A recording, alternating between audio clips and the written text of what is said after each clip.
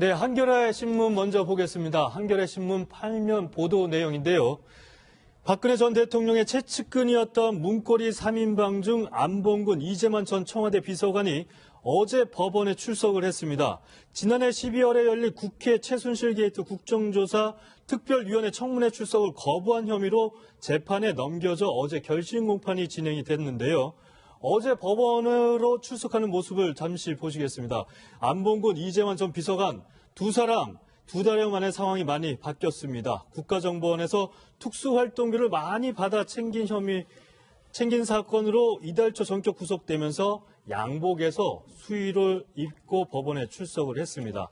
안봉근, 이재만 두 전 비서관이죠. 사실 국정농단 사태가 진행되면서 박근혜 전 대통령한테 등을 돌린 대표적인 두 인물이었죠. 네, 그렇습니다. 지금 문고리 3인방인데 가장 막내인 정호성 전 비서관만 초기부터 휴대폰이 압수되면서 무더기로 증거물들이 쏟아져 나왔죠. 구속돼서 지금까지 쭉 진행이 되고 있고요. 나머지 2명, 마청인 이재만, 그다음에 중간에 안봉근. 이 두 사람은 지금 12월에 국회에서 청문회에 출석하라 요청을 한 게 중차대한 시점입니다. 이게 12월 7일, 12월 22일인데요.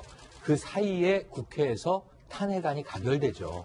그렇다면 보통 통상 가신이라고 우리가 부를 때 박 전 대통령이 그때는 대통령이었습니다. 위기 상황이 있을 때 문고리 3인방이 적극적으로 해명을 하거나 아니면 그런 사실 없다. 부인을 하거나 이럴 것으로 보여졌는데 이 방탄해야 되는 보디가드들이 사라져버린 거예요. 네. 국민들이 많이 의아해하지 않았습니까? 그리고 굉장히 오랜 기간 거의 잠수하다시피 등장하지 않다가 최근에 이 국정원의 청와대 상납이 이제 드러나면서 이 구속까지 이르게 됐는데요. 결국 제가 보기에는 비 올 때는 일단 나라도 피하고 보자 이런 심리 아니었나 하는 좀 의구심이 들고요. 네. 결국 이러한 행동들이 박 전 대통령에게는 더 마이너스로 작용한 것이다. 시간이 흘러서 봤을 때 결국 죄는 드러나게 마련이고 처벌을 피할 수는 없는 것이지 않습니까? 그때 오히려 적극적으로 대처했다면 최소한 국민들이 보기에도 공직자네.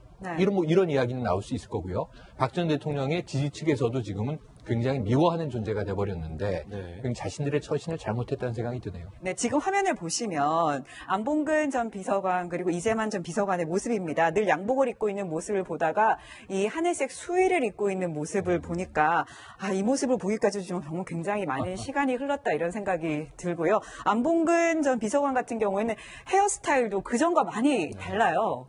어떻게 보셨나요? 일단 전에는 개인적으로 자유로운 상태 아니었습니까? 그렇죠. 일단 그런데 구치소에 들어가면 이제 모든 환경이 달라지죠. 근데 우리가 이제 문고리 3인방이 사실은 국정농단의 핵심이면서도 도우미 역할을 한 거거든요. 그런데 정호선 전 비서관을 제외하고 안봉근, 이재만 전 비서관 같은 경우에는 이렇게 핵심이면서 도우미 역할을 했는데도 아무런 법적인 처벌도 받지 않고 국회 출석에도 응하지 않았단 말이에요. 그러니까요. 근데 왜 국회 출석에 응하지 않았겠습니까? 그것은 자기와 관련된 의혹을 은폐하려고 하는 거고 또 국정농단의 어떤 그 세력에 대해서 옹호를 하기 위해서 출석을 하지 않은 거거든요. 근데 다행스럽게도 일단 특수활동비를 받은 명목으로 일단 구속이 됐어요. 그래서 이전에 약간 국회 청문회에 안 나오면 말이죠. 국회에서 고발도 하지 않았어요.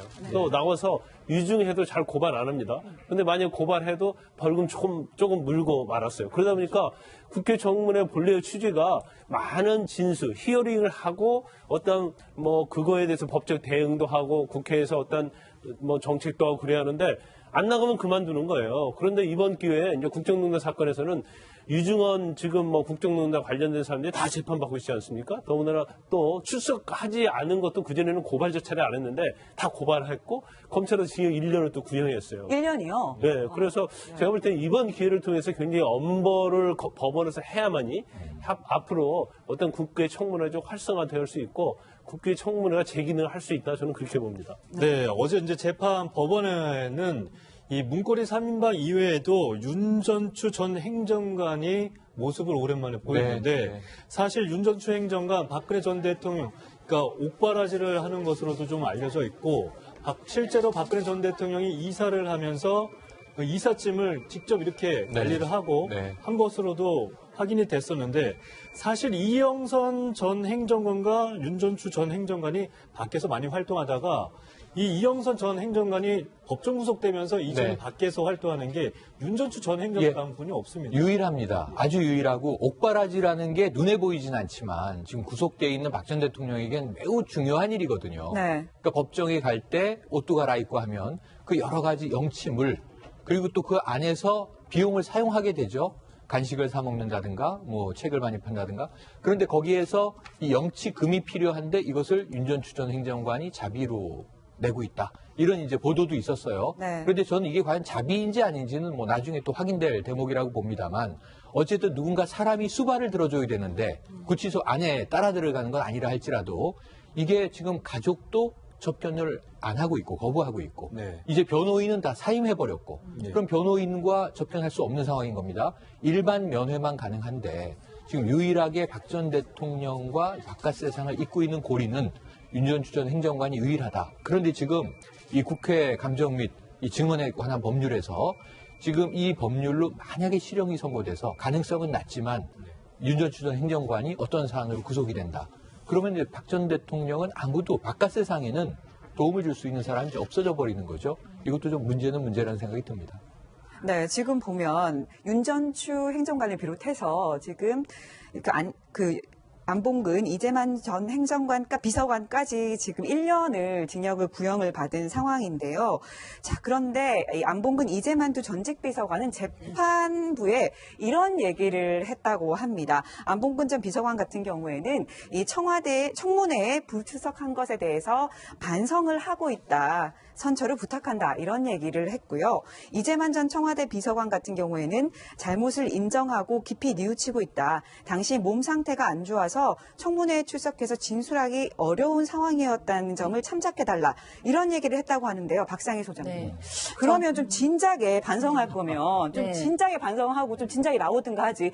그렇게 나오라 그래도 안 나오다가 지금 이렇게 얘기하는 게 참 좀 그래서 저는 안타깝네요. 이 두 전 비서관이 이렇게 안 나고 꽁꽁 숨었지 않습니까? 그래서 이렇게까지 숨는 데는 아마도 본인들이 입을 열면 박 전 대통령이 상당히 다치기 때문에 내가 박 전 대통령을 보호하기 위해서라도 우리가 숨어서 비밀을 지켜주자라는 의도라고 생각을 했어요. 그래서 나름대로 숨었나 보다라고 생각을 했는데 막상 잡히고 나서 이들이 하는 행동을 보니까 다 박 전 대통령이 시켰어요. 돈도 박 전 대통령이 받으라 그래서 받았어요라고 얘기를 하고 뭐 살려주세요라는 얘기잖아요. 지금 우리는 몸도 아팠고 뭐 시켜서 한 일이니까 어쩔 수가 없으니까 선처해 주세요라고 얘기하는 게 글쎄요 굉장히 조금 뭐 형량이 그래서 뭐 선처가 될 수는 있겠지만 보는 사람으로서는 겨우 저 정도였어 라는 생각이 들면 좀 실망스럽고요. 도리어 옆에 있었던 여성인 윤전추 행정관이 도리어 조금이라도 더 의리를 보이는 모습을 보인다라고 해서 뭔가 보는 어떤 그 관람자라 그래야 될까요? 시청자라 그래야 될까요? 그 입장에서는 좀 허탈합니다. 여기서 이 두 명 문고리 2인방 네. 나이 서열로 치면 또 뭐 실제로 이 경력 서열로 쳐도 1, 2위가 지금 뒤늦게 구속됐는데 처음에는 아까 박상희 소장님 말씀처럼 대단한 비밀을 은폐하기 위해서 이 두 사람은 숨었다 이렇게 봤지만 심지어 탄핵 과정과 박 전 대통령 재판 과정에서 변호인단들이 이들에 대해서 한탄을 했어요. 네. 좀 재판의 유리함을 위해서 박 전 대통령 재판, 탄핵 심리 여기에 나와달라고 박 전 대통령 측에서 요청했는데도 나 몰라라 했다. 네. 그래서 등 돌린 거 아닌가 하는 한탄이 나왔었거든요, 그때. 그러니까 이미 어찌 보면은 이 국민들이 모르던 상황에서 배신의 과정은 시작이 됐고 이것은 각자 도생인데 굳이 제가 이 키워드를 쓰는 것은 박 전 대통령이 가장 싫어하는 단어를 우리가 다 알잖아요. 배신 아닙니까? 그렇죠. 그리고 나서 이제는 잡히자 본인에게 이제 불리한 사안들을 피하기 위해서 지금 40억 원의 이 국정원 특활비가 청와대로 상납된 고리잖아요, 이 사람들이. 네. 이거 대통령 지시로 했다라는 것과 함께 지금 국민들이 궁금한 것은 이들은 그럼 착복한 것이 없는가? 이것을 뭐 대가성으로 받고 자신들이 뭔가 호가휘한 게 없는가? 이런 대목인데, 이건 청와대 마치 통치자금으로 쓰인 것처럼 지금 진술하고 있거든요. 네. 앞으로 더 아주 우리가 예리하게 지켜볼 과정으로 보여집니다.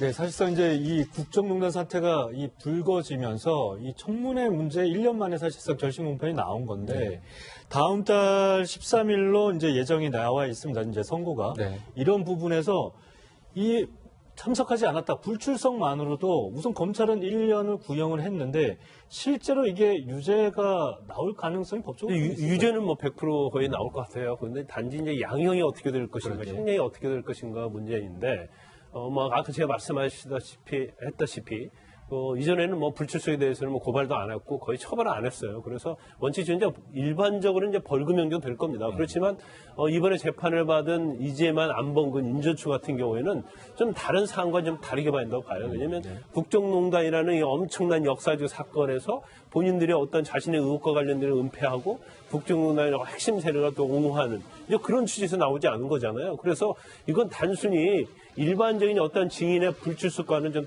다르게 처리를 하기 때문에 네. 실형 선고를 좀 내내하는 게 맞다고 보고요. 또 하나는 불출석 사유가 제가 기억하고는 뭐 틀릴 수는 있지만 안봉근 전 비서관이 그때 불출석하는 이유가 자신의 딸이 뭐 공부가 맞습니다. 수험생인데 맞아요. 정시에 영향을 미칠까 봐서 출석을 못 한다고 그랬어요. 그때 저는 아직도 기억나는 게 그 집에 그걸 출석 요구서를 끼워놨었잖아요. 맞아요. 네. 그래도 안 가져가고 계속 네. 그냥 끝까지 안 꽂혀 받고 있었잖아요. 도망 다니다가 네. 결국은 자기 딸의 정신적인 어떤 충격이 있을까 봐서 출석 못 하겠다. 이게 불출석 사유가 되는 거예요.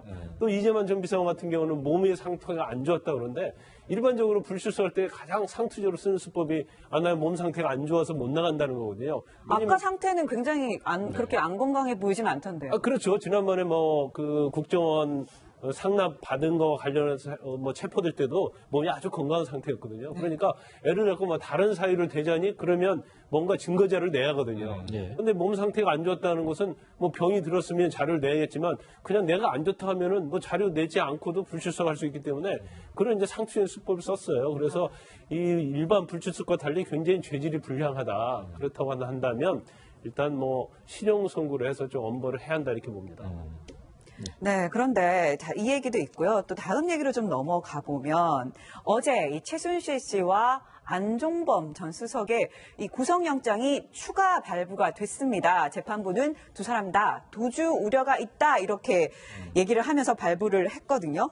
자, 그러면 수감 생활이 최순실 씨 더 길어지게 됐어요. 길어지게 됐죠. 6개월 더 길어집니다. 지금 원래 예정대로라면은 지금 2차 구속까지 연장됐었기 때문에 19일 자정이에요. 바로 내일 밤입니다. 네. 그러니까 내일 밤이 지나면 석방이 됐어야 하는 게 법적인 절차인데 문제는 이것을 뭐 검찰이 풀어줄 리가 없지 않습니까? 그래서 다른 혐의들을 가지고 구속 이 사유를 법원에 이제 제출했고 법원이 심리를 했어요 이미. 결정한 것이 6개월 더 연장, 3차 연장입니다. 네. 그럼 언제냐면 내년 5월까지예요. 내년 5월요? 네. 박 전 대통령 지금 1차 연장, 처음 한번 연장됐는데 내년 4월까지고 최순실 씨는 내년 5월까지입니다. 그러니까 혹시라도 신락 같은 좀 석방 가능성을 불구속 재판을 기대했었을지 모르는데 좌절된 거죠. 지금 안종범 전 수석은 담담하게 받아들이는 것으로 알려져 있고요. 최순실 씨의 경우에는 좀 여기에 대해서는 노발대발 격분하는 것으로 전해지고 있는데 네. 이제 심지어는 뭐 남은 형량을 따져봐서 이제 영원히 나오지 못할까봐 불안해한다. 그러니까 이게 그런 뭐냐 얘기죠. 하면은 이게 참 이 최순실 씨와 그 이영학이라고 하는 또 최근에 그 이 살인범의 심리가 비슷한 것이 무기징역이 되는 것 아닌가 하고 두려워한다는 거예요. 처음에 최순실 씨가 독일에서 돌아와서 전격 체포되고 구속됐을 때 그때 전해진 말이 검찰에게 저 무기징역 받나요? 라고 물어봤다는 이야기가 초기 보도에 있었어요. 네. 그러니까 이제 평생 감옥에 갇혀 있을까봐 두려운 거예요. 근데 이런 대목에 대해서 최순실 씨가 저는 반성의 여지와 기미가 너무 없다. 이것은 재판 과정에서 본인에게 오히려 불리하게 작용할 것이다. 이런 생각을 해봅니다. 네. 자, 안 전 수석 측 어쨌든 말씀하신 것처럼 법원의 판단을 받아들이겠다고 했지만 최순실 씨 측은 불만이 터져나오고 있습니다. 이경재 변호사 이런 얘기를 했다고 합니다. 자, 3차 영장 발부는 바람직하지 않고 인권 침해라는 사실을 검찰이 더 잘 알 것이다 라고 하면서 대한민국 사법 시스템으로 인권 침해에 대한 시정과 기본적인 인권 보장이 어려워진다면 이게 무슨 말입니까? 유엔 인권 이사회에 문제 제기를 하지 않을 수 없다. 이거 박 전 대통령 측에서 하는 반응과 똑같은 거 MH 아닙니까? 그룹이었죠. 네. 유엔 인권 이사회가 이런 문제에 대해서 뭐 신경을 쓸까요? 근데 지금 계속적으로 뭐 구속기간이 길어지고 아니면 뭐 검찰에서 조사할 때 좀 굉장히 철저하게 조사하고 그러면 특히 또 특검에서 조사할 때도 그러잖아요. 꼭 항상 인권 문제를 대두시키고 유엔 인권 이사회를 들먹시키는데 이제 저는 그냥 뭐 수사적인 걸로 한다고 봐요. 그런데 지금 최순실 씨 입장에서는 이제 굉장히 고민이 많이 크겠죠. 걱정이 많이 클 겁니다. 왜냐하면 일단 22일에서 징역 3년 나왔잖아요. 거기에다가 지금 이재용 부회장 유죄 선고 났어요. 네. 그리고 문영표, 홍한선 이런 사람들이 삼성 승계와 관련해 가지고 상수물산 제일모직 합병에 관여했는데 그걸 박근혜 전 대통령과 같이 어떤 영향을 미쳐서 했다는 걸로 다 나와 있기 때문에 네. 본인과 관련된 죄는 다 유죄로 나온다고 하면 네. 그걸 전부 다 합산을 한다고 하면 거의 무기징에 가까울 수 있는 그런 상황이죠. 그래서 실제로 그럴 수도 있나요? 그렇죠. 그러니까 본인 입장에서는 앞으로 희망이 없는 거예요. 희망이 없는데 지금 일단 입시 비리로 징역 3년 받았잖아요. 네. 그렇죠. 그런데 지금 현재 박근혜 전 대통령을 받고 있는 그 재판에서는 일단 구속만기로 좀 나가서 지금 3년 받은 게 있기 때문에 사실은 나간다 하더라도 나중에 그 사건으로 법정 구속될 수 있거든요. 그렇죠. 근데 일단 나가서 좀 편하게 있어 보려는 생각이 있는 겁니다. 그렇지만 법원 입장에서는 실형도 이미 선고받은 사람이고 또 추가된 범죄 사실이 있거든요. 그러면 그걸 가지고 구속기한을 연장할 수 없는 상황이에요. 그래서 이경재 변호사 측에서는 그렇다면 좋다. 만약에 이번에 구속기한 연장을 한다고 하면 이제 추가 기소된 범죄 사실을 다 거기다 넣어달라는 거예요. 그러면 다음에는 다른 범죄 사실이 없기 때문에 구속기한 연장을 못 하거든요. 네. 그래서 그러면 이번에 구속기한 연장하려면 그 추가된 범죄 사실을 일부만 넣지 말고 전부 다 넣어서 해달라. 그런 취지로 이경재 변호사가 그러니까 이제 지금 변론을 하는 최순실 거죠. 씨 변호인들 측에 따르면 저희 채널A가 취재한 내용인데요. 3골까지는 먹어도 4골은 안 된다. 남은 모든 혐의를 3차 구속영장에 포함시켜달라. 이 3차 구속까지는 감내하겠지만 이제 더 이상은 안 된다. 이런 심리였던 것 같습니다. 근데 저는 지금 얘기를 해보면 최순실 씨 쪽은 굉장히 전략적으로 다 그 다음에 어떤 시나리오까지 세웠다는 거잖아요. 네. 4차 구속 연장이 될 수도 있겠구나라는 생각도 하고 있다는 거예요. 그런데 지금 얘기를 하기는 유엔의 인권이사의 문제를 제기하겠다. 그러니까 이거는 제가 생각했을 때는 정말 문제를 제기하기보다는 내가 이렇게 억울하니까 나에게 좀 관심을 가져달라라는 메시지가 아닌가 싶은데요. 네. 사람이 굉장히 불안이 극에 달하면 오버액션을 하게 되죠. 그러니까 어저께인가요? 그저께인가요? 최경환 전 의원도 내가 그 1억 원을 받았으면 동대구역에서 할복을 하겠다라는 얘기를 깜짝 했잖아요. 놀랐어요. 네. 그렇기 때문에 굉장히 본인이 초조해지고 불안해지면 과한 이야기를 하는 거죠. 비상식적인. 사실 누가 봐도 최순실 씨 이야기를 유엔 인권이사회에서 뭐를 의논한다는 겁니까? 근데 상식적이지 않은데도 이렇게 얘기하는 것은 굉장히 좀 불안이나 초조함이 극에 달했다. 그러니까 거기서 나가고 싶다 보니까 이런 조금 악수를 계속해서 두는 것이 아닌가라는 생각이 들었습니다. 얼마 전에도 사실 이제 이 스위스에서 이제 유엔 인권위원회의 MH그룹이라고 해서 네. 문제 제기를 했는데 그 토론회 박근혜 전 대통령의 인권 문제를 다루겠다는 토론회에서 실제로 많은 참석자들이 없었고 참석자도 없었고. 유엔에서 네. 크게 관심도 안 가지고 맞습니다. 있었던 것 맞습니다. 네, 그렇습니다. 네, 정말 이제 어떻게 흘러갈지, 사건이 점점 판결이 나기 시작하면서 결론이 어떻게 날지 국민들의 관심이 모아지고 있습니다. 저희가 계속해서 보도해 드리도록 할게요. 어떤 사안으로 구속이 된다. 그러면 이제 박 전 대통령은 아무도 바깥 세상에는 도움을 줄 수 있는 사람이 이제 없어져 버리는 거죠. 이것도 좀 문제라는 생각이 듭니다. 네, 지금 보면 윤전추 행정관을 비롯해서 지금 안봉근, 이재만 전 행정관, 비서관까지 지금 1년을 징역을 구형을 받은 상황인데요. 자, 그런데 이 안봉근, 이재만 두 전직 비서관은 재판부에 이런 얘기를 했다고 합니다. 안봉근 전 비서관 같은 경우에는 이 청문회에 불출석한 것에 대해서 반성을 하고 있다. 선처를 부탁한다. 이런 얘기를 했고요. 이재만 전 청와대 비서관 같은 경우에는 잘못을 인정하고 깊이 뉘우치고 있다. 당시 몸 상태가 안 좋아서 청문회에 출석해서 진술하기 어려운 상황이었다는 점을 참작해달라. 이런 얘기를 했다고 하는데요. 박상희 소장님. 네. 그러면 좀 진작에 반성할 거면 좀 네. 진작에 반성하고 좀 진작에 나오든가 하지. 그렇게 나오라 그래도 안 나오다가 지금 이렇게 얘기하는 게 참 좀 그래서 저는 안타깝네요. 이 두 전 비서관이 이렇게 안 나고 꽁꽁 숨었지 않습니까? 그래서 이렇게까지 숨는 데는 아마도 본인들이 입을 열면 박 전 대통령이 상당히 다치기 때문에 내가 박 전 대통령을 보호하기 위해서라도 우리가 숨어서 비밀을 지켜주자라는 의도라고 생각을 했어요. 그래서 나름대로 숨었나 보다라고 생각을 했는데 막상 잡히고 나서 이들이 하는 행동을 보니까 다 박 전 대통령이 시켰어요. 돈도 박 전 대통령이 받으라 그래서 받았어요라고 얘기를 하고 네, 한겨레 신문 먼저 보겠습니다. 한겨레 신문 8면 보도 내용인데요.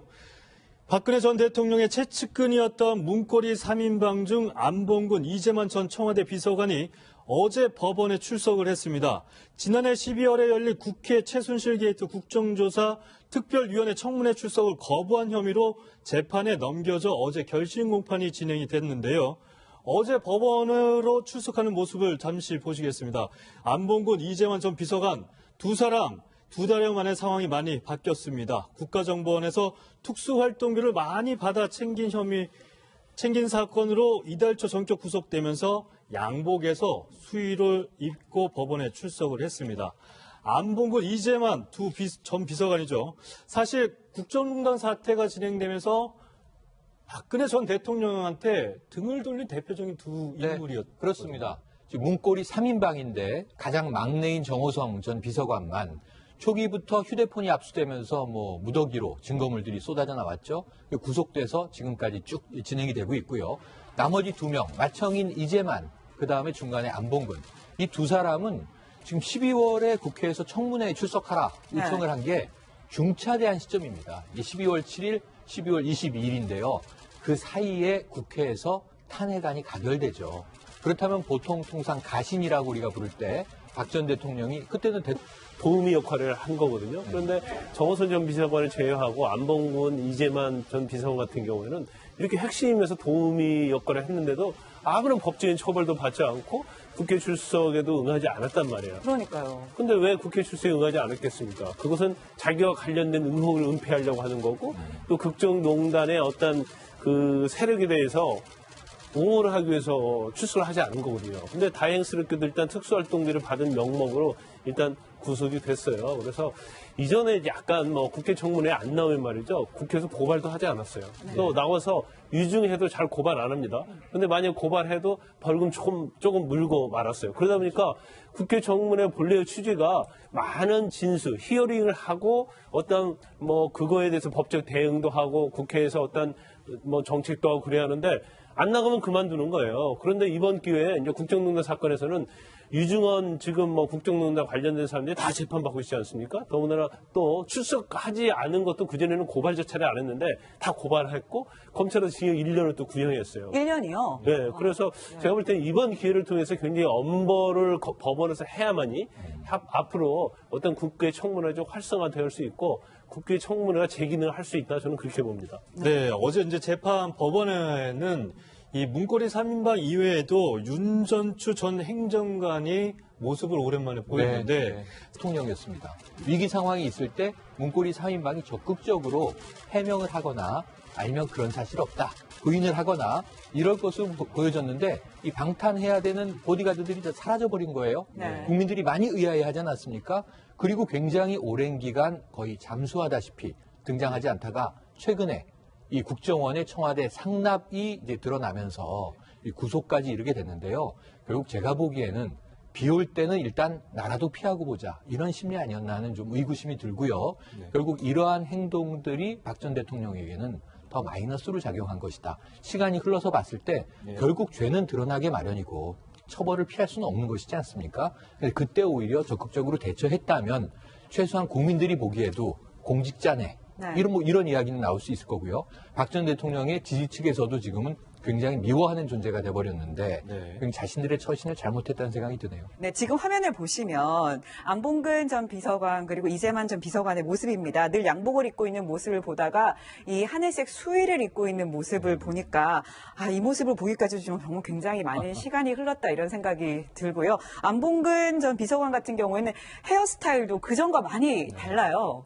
어떻게 보셨나요? 일단 전에는 개인적으로 자유로운 상태 아니었습니까? 그렇죠. 일단 그런데 구치소에 들어가면 이제 모든 환경이 달라지죠. 근데 우리가 이제 문고리 3인방이 사실은 국정농단의 핵심이면서도 사실 윤전추 행정관 박근혜 전 대통령 그러니까 옥바라지를 하는 것으로도 좀 알려져 있고 실제로 박근혜 전 대통령이 이사를 하면서 그 이삿짐을 직접 이렇게 관리를 하고 한 것으로도 확인이 됐었는데 사실 이영선 전 행정관과 윤전추 전 행정관이 밖에서 많이 활동하다가 이 이영선 전 행정관이 법정 구속되면서 이전에 밖에서 활동하는 게 윤전추 전 행정관 분이 없습니다. 유일합니다. 아주 유일하고 옥바라지라는 게 눈에 보이진 않지만 지금 구속돼 있는 박 전 대통령에겐 매우 중요한 일이거든요. 네. 그러니까 법정에 갈 때 옷도 갈아입고 하면 그 여러 가지 영치물 그리고 또 그 안에서 비용을 사용하게 되죠.